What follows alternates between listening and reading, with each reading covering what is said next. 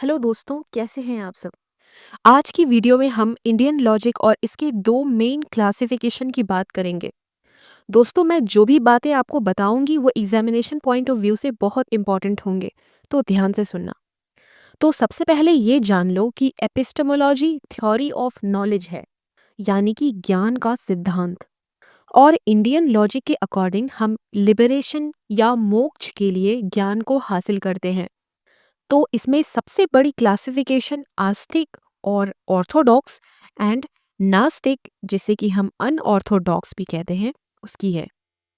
So in our day to day life आस्तिक हम उन लोगों को कहते हैं जो भगवान पे विश्वास करते हैं, और नास्तिक उन्हें कहते हैं जो भगवान पे विश्वास नहीं करते।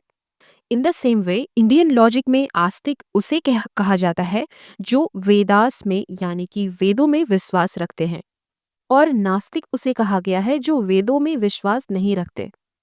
अभी आस्तिक की भी दो कैटेगरीज है दोस्तों। पहला वैदिक टेक्स्ट और दूसरा इंडिपेंडेंट वैदिक। वैदिक टेक्स्ट वेदों की किताब जो वेदों से बना है। इसके भी दो भाग हैं, मीमांसा और वेदांता।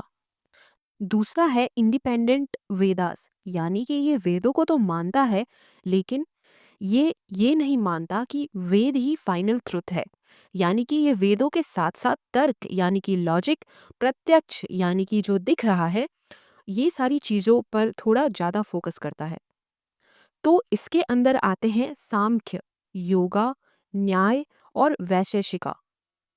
इसे आप सन्यासी योगी ने न्याय की विशेषता बतलाया, इस ट्रिक से याद रख सकते हो। सो हियर सन्यासी is Sankhya, Yogi is yoga, न्याय इज न्याय, एंड विशेषता वैशेषिका को दर्शा रहा है। दूसरी क्लासिफिकेशन है नास्तिक की। इसमें आते हैं बुद्धिस्ट, जैन्स, चरवक्र एंड अजीविकास। इसे आप जेसीबी आ की ट्रिक से याद रख सकते हो। दोस्तों, मैं इंडियन लॉजिक पे और भी शॉर्ट एंड इम्पॉर्टेंट वीडियोस लाती रहूँगी, और इसके अलावा अगर आप चाहते हो कि मैं किसी और टॉपिक पे वीडियो बनाऊं तो प्लीज़ कमेंट करो।